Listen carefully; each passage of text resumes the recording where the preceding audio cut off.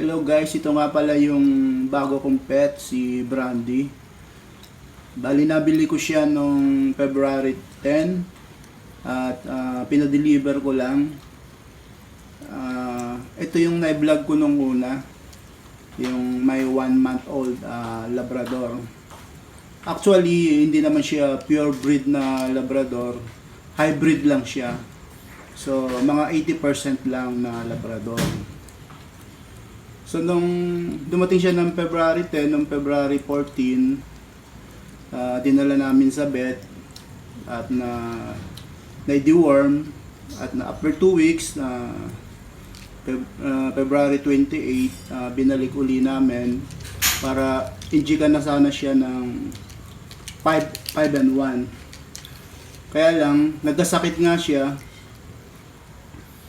At pag nagpupup siya, minsan may kasamang blood, yung poops niya.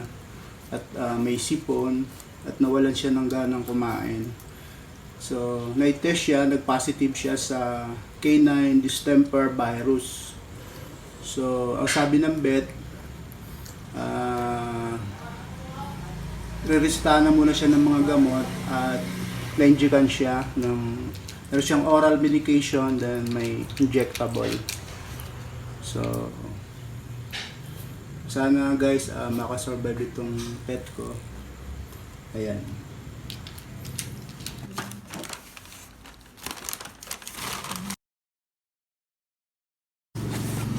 Ito guys yung test sa kanya, ayan.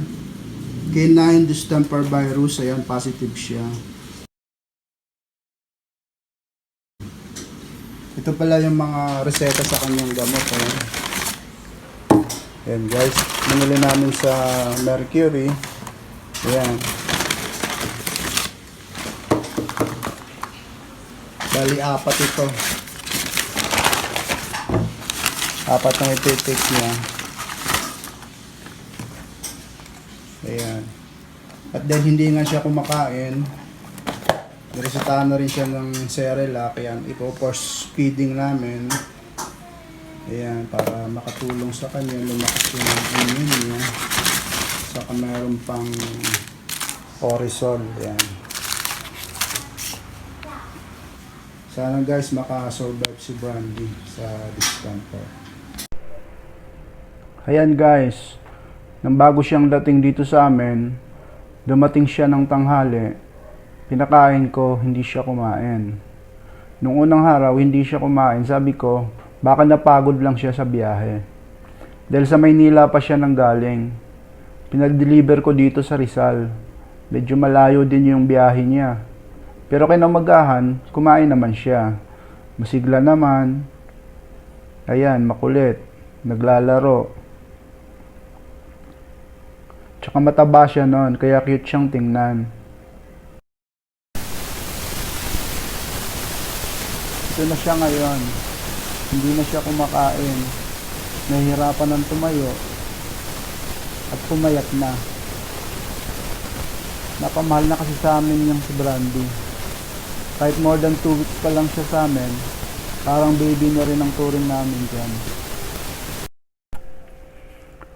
Nung unang beses pala namin dinala siya sa vet, tinimbang siya, yung weight niya 1.6. Tapos nung binalik namin after 2 weeks, 1.4 na lang.